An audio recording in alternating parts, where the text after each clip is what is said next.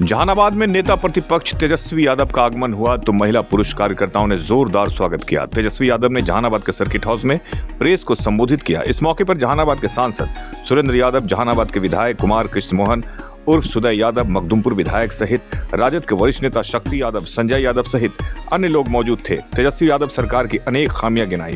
DK tax पर खुलकर बोला और कहा कि समय आने पर डीके टैक्स का भी खुलासा करेंगे सबूत के साथ। और भी बहुत कुछ कहा तेजस्वी यादव ने। एसके मिर्जा, ईशा न्यूज के लिए।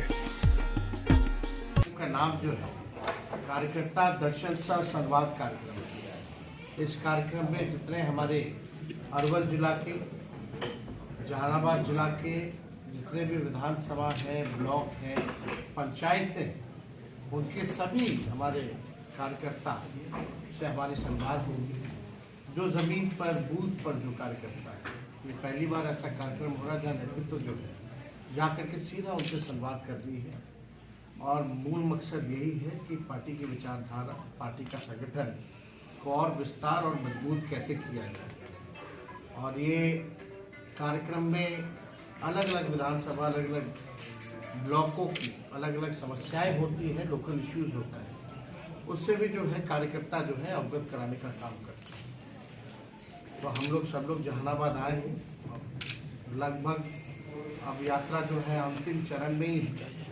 5-6 जिले जो है वो रह जाएंगे। इसके बाद बाकी पूरा बिहार का दौरा हम लोगों ने कर ही लिया है। और जो फीडबैक जो मिलता है लोगों से, कोशिश हम लोग करते हैं कि उनके सुझाव पर, वर्करों के सुझाव पर और जो है बेहतर पार्टी जो है स्ट्रैटेजी बनाए और उसी हिसाब के मुद्दों को भी हम लोग उठाने का काम करें।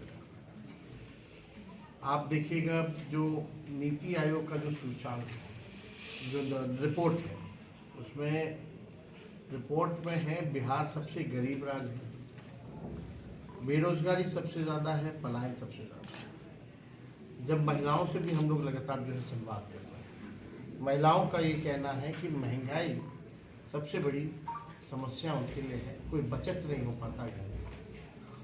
भाजपा के लोगों ने 11 साल केंद्र में, 20 साल एनडीए की सरकार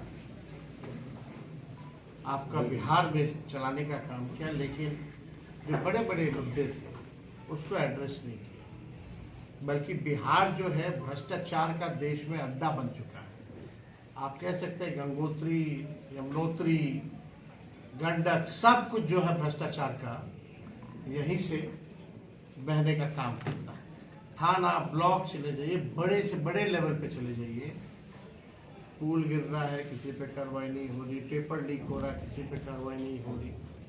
पूरा प्रशासनिक अराजकता का माहौल जो है पूरे बिहार में हो चुका है। अफसरशाही बेलगाम हो चुकी है। पूरी तरीके से अफसरशाही जो है हावी हो रखा है। बिहार में केवल चंद लोग ही जो है मिलकर सरकार चला रहे हैं। नीतीश कुमार जी मुख्यमंत्री हैं, यात्रा में जाते हैं, 2 अरब 25 करोड़ 78 लाख रुपए खर्च करते हैं और किसी से संवाद नहीं करते। जो वही पट्टा में बैठे अधिकारी हैं उन्हीं को लाद के लाते हैं, उन्हीं के साथ जो है बैठक करते हैं। आम जनता, जो गरीब जनता, जो ग्रामीण है, उनसे कोई संवाद उनका नहीं हो पाता है, ना वो करते हैं, ना करने दिया जाता है। तो पूरी तरीके से बिहार में भ्रष्टाचार चरम सीमा पर है। हम लोगों के 17 महीने में जो हम लोगों ने काम किया, आप लोगों ने देखा होगा, 5 लाख नौकरी, 3 लाख नौकरी प्रक्रिया भी, IT, sports policy, tourism policy, नियोजित शिक्षकों को राजकीय कर्मी का दर्जा, मानदेय, हम लोगों ने तालमी वर्कर्स हुआ, विकास मित्र, शिक्षा मित्र, आंगनबाड़ी, सभी लोगों का ममता आशा का हम लोगों ने बढ़ाने का काम किया। कई बड़े बड़े काम जाति आधारित गणना से लेकर के आरक्षण की सीमा 75% हम लोगों ने करने का काम किया। छात्र वही गांधी मैदान में अभ्यर्थी जो थे उनको नियुक्ति पत्र मिलता था, उनके चेहरे पे खुशी होती थी। आज के एनडीए की सरकार में वही गांधी मैदान में लाठी से मारा जा रहा है लोगों को। लोग निराश हैं, अभ्यर्थी, नौजवान, छात्र, छात्राएं, कोई भी सरकार में जो है खुश नहीं है। तो हम लोग बिहार घूम रहे, उसी के फीडबैक के अनुसार हम लोगों ने तय किया जो महिलाओं की समस्या है इसके निदान के लिए हमारी सरकार अगर बनेगी तो माई बहन मान योजना हम लोग लाएंगे और सरकार बनने के 1 महीने के भीतर इसको लागू कर दिया जाएगा और 2500 रुपये सीधे माता बहनों के खाते में हम लोग डालेंगे। स्मार्ट मीटर से लोग परेशान हैं, जहां हम लोग जा रहे हैं लोगों का शिकायत मिल रहा है, वर्करों का शिकायत मिल रहा है कि उनके पंचायतों में समस्या है।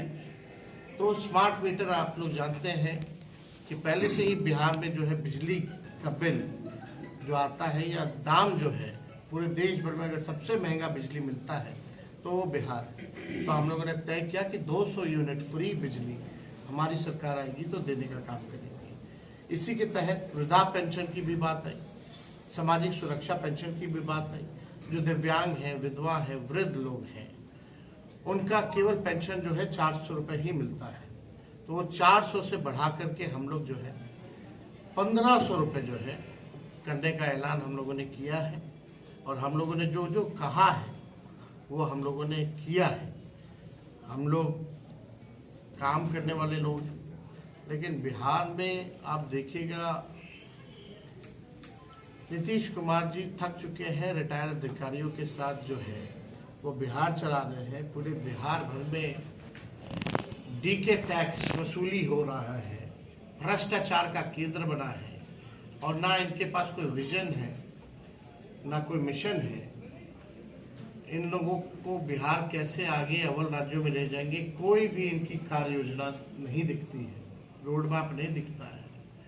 हम लोगों के पास विजन भी है, हम लोगों के पास रोड मैप भी है, पूरा ब्लूप्रिंट है कि किस प्रकार से बिहार को हम लोग अव्वल राज्यों में ले जाने का काम करेंगे, बिहार की जो मुख्य समस्याएं हैं उसको कैसे दूर करेंगे। एक बार हम लोग पूरा बिहार घूम लेंगे, यात्रा हो जाएगी, इसके बाद ब्लूप्रिंट जो है बिहार वासियों के सामने हम लोग रखने का काम करेंगे। ये सारा काम जो है चलता रहेगा और आप देखिए जिस प्रकार से केंद्र में बिहार के मंत्री हैं, यहाँ 2-2 डिप्टी सीएम हैं, 11 साल केंद्र में 20 साल बिहार में। लोगों की मांग रहती है, चुनाव में वो लोग वादा करते हैं बिहार को विशेष राज्य का दर्जा देंगे, चुनाव आते ही लोग भूल जाते हैं। केवल जुमला चुनाव में, केवल झूठ और बीजेपी का कोई काम नहीं रह गया है। बिहार के साथ केंद्र सरकार, अब तो नीतीश जी केंद्र सरकार में शामिल है, अब कौन देगा बिहार को विशेष राज्य का दर्जा। हम लोगों की पुरानी मांग रही है, नीतीश कुमार जी भी इस मांग को दोहराते रहे हैं। अब पद यात्रा निकालेंगे कि नहीं निकालेंगे बिहार के विशेष राज्य के दर्जा को लेकर के, अब उनको बताना चाहिए। लेकिन मुख्यमंत्री कहीं भी जाते हैं खामोशी रहती है, कोई सवाल का जवाब ना पत्रकारों का देते हैं, ना नेता विरोधी दल का देते हैं, ना किसी का देते हैं। तो आज हम लोग जो है जहानाबाद अरवल के लोगों से, कार्यकर्ताओं से मुलाकात होगी, संवाद होगा और इसके बाद जो है गया हम लोग कल वहाँ की जो 10 विधानसभा की सीटें हैं उन सभी वर्करों से हम लोगों की बात होगी। और कोई पत्रकार भाई ये मोहन भागवत ने कहा है देश को सच्ची स्वतंत्रता राम मंदिर प्राण प्रतिष्ठा के दिन। मोहन भागवत जी सरासर जो है जिन्होंने देश के आज़ादी को लेकर के शहादत की, कुर्बानी दी, उनका ये इंसल्ट कर रहे हैं, उनका ये अपमान कर रहे हैं।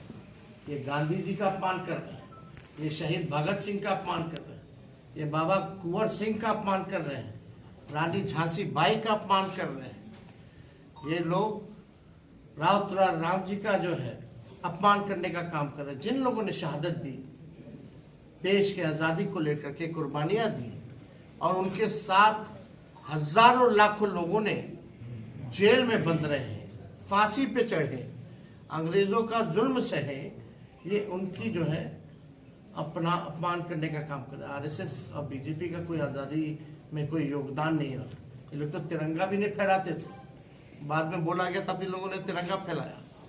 अब बाद में क्या कहेंगे ये मोहन भागवत जी कि आरक्षण जब खत्म हो जाएगा तब जो है आज़ादी मिलेगी, यही मोहन भागवत जी कहेंगे। ये लोग आरक्षण विरोधी लोग मतलब ये लोग आरक्षण को खत्म करके फिर बोलेगा कि सही में आज़ादी अब मिली। फिर ये लोग हम मोहन भागवत जी से पूछना चाहते हैं, पिछड़ों और दलितों को आजादी कब मिलेगी, इसके बारे में जरा बताएं। ये लोग केवल जो मेन एजेंडा है उसको ये लोग डाइवर्ट करना चाहते हैं, जो मेन मुद्दे हैं उसको ये लोग केवल डाइवर्ट करना चाहते हैं।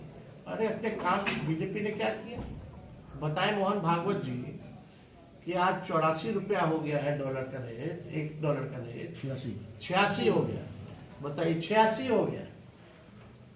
आज देश गुलामी की ओर जा रहा है, आप क्या बोल रहे हैं? कौन लेके जा रहा है देश को गुलामी की ओर? इतना महंगा हो रहा, पहले क्या कीमत थी? तभी लोग रोते थे देश गुलाम हो रहा, देश गुलाम हो रहा। अब इससे ज्यादा 86 रुपए से ज्यादा इनके 86 रुपए तो इनके राज में हुआ। अब कहाँ देश जा रहा है, गुलामी की ओर जा रहा है कि नहीं जा रहा? मोहन भागवत जी ये लोग संविधान को मानने वाले लोग नहीं है। ये लोग स्वतंत्रता सेनानी जितने रहे या जितने हमारे सुभाष चंद्र बोस रहे, इन लोगों का अपमान करने का काम कर रहे हैं। तो इन लोगों का अपमान देश की जनता बर्दाश्त नहीं करेगी। और मोहन भागवत जी को जो है बताना चाहिए कि पिछड़े दलितों को आजादी कब मिलेगी। सर एक और सवाल, पटना में आरजेडी की ओर से पोस्टर लगाया गया है, इसमें लालू राबड़ी की तस्वीर नहीं है। कहाँ पटना में कौन लगाया है? कहाँ? राजद की ओर से बताया जा रहा है कि लगाया गया है, जिसमें आपकी तस्वीर बड़ बेकार का मुद्दा है, कहीं कोई बात नहीं है। सर पहले आप आरसीपी टैक्स को लेकर जगह लगता थे, ये नया डीके टैक्स क्या है सर? डीके टैक्स जो है ये भ्रष्टाचार का केंद्र बिंदु है। बिहार में भ्रष्टाचार चाहे थाना हो, ब्लॉक हो, आखिरी बेनिफिशियरी डीके है। डीके बॉस ही जो है सुपर सीएम है। सरगना कौन है सर इनके डीके के? समय आने दीजिए सर थोड़ा। सीएम हर एक चीज जो है कैसे होता है वसूली, कैसे किया जाता है, विद एविडेंस हम लोग सामने सर रखेंगे। मुख्यमंत्री जी बोलने की सीएम के स्थिति में स्वास्थ्य को लेकर अक्सर सवाल उठा रहे हैं, क्या बिहार के लिए घातक है कि सीएम का मेंटल स्थिति? आप पहले बोल चुके हैं कि खाने में कुछ बनाया जाता है। व्यक्तिगत तौर क्या पता मिला के देता हूँ लोग, कौन जानता है। आप व्यक्तिगत तौर पे मोट चोर के मत दिखाइएगा। व्यक्तिगत तौर पे बुजुर्ग हैं, अभिभावक हैं, उनका हम सम्मान करते हैं, लेकिन नेता विरोधी दल होने के नाते हम जो है वो मुख्यमंत्री जी इसका विरोध करते हैं। सर केंद्र सरकार हम लोग को क्यों नहीं चाहेंगे कि भाई उनका स्वास्थ्य जो है ठीक रहे। अब लेकिन उनके आसपास वाले जो लोग हैं अब क्या करते हैं नहीं करते, अब उनका काम है। कल चर्चा हुई कि ये जो एलजेपी के भोज में शायद नीतीश आए और वहाँ चिराग पासवान नहीं थे। अब देखिए अब इसमें हम छोटी बातों को जो मुद्दा नहीं है उस पर हम बात करना नहीं चाहिए, उनके मसला है वो जाने। चिराग पासवान जी जवाब दे कि क्या हुआ है नहीं हुआ, इसमें हम कैसे जवाब दे सकते हैं कि मुख्यमंत्री जी गए वो नहीं थे। क्या मुख्यमंत्री जी को सर केंद्र की तरफ से बोलने को मनाही है या बोलने की स्थिति में नहीं वो रहते हैं? अब तो भाई आप लोग भी जानते ही हैं, पिछले बार भी विधानसभा सत्र था, दोनों हाउस में नहीं बोले।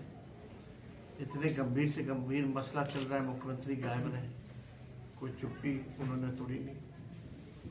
यात्रा में भी अभी 2 दिन पहले सर प्रगति यात्रा में सम्राट चौधरी उनको रोके हैं सर। प्रगति यात्रा नहीं दुर्गति यात्रा, हमने ट्वीट किया था, वीडियो भी डाला था। जी जी। जैसे प्रेस से उनकी इच्छा भी होती है बात करने का, तो 2 मंत्री इधर एक अधिकारी उधर खींच के ले जाना चाहता है सर। इसमें आप तो देखिए दक्षिण बिहार से छुपा है। इसमें जी आपका दक्षिण बिहार मजबूत गढ़ रहा है, पिछले विधानसभा में बहुत शानदार सफलता मिली थी।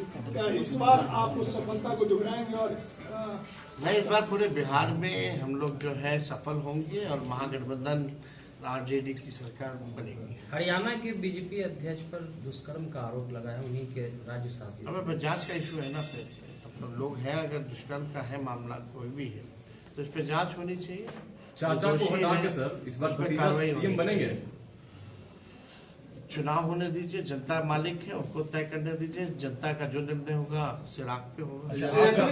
आखिरी और अहम सवाल है, आरजेडी क्या अलग लेकर 20 और 25 के 20 का जो चुनाव हुआ था उसके बाद 25 में विधानसभा चुनाव है, आरजेडी क्या कुछ अलग करने जा रही है कि इस बार उसको ज्यादा लोग मत दे और ज्यादा सीटें उसकी है? क्या कुछ अलग हुआ, कुछ ऐसा है क्या आपके पास? हम आप बीजेपी बताती है क्या? हम क्या बताएं?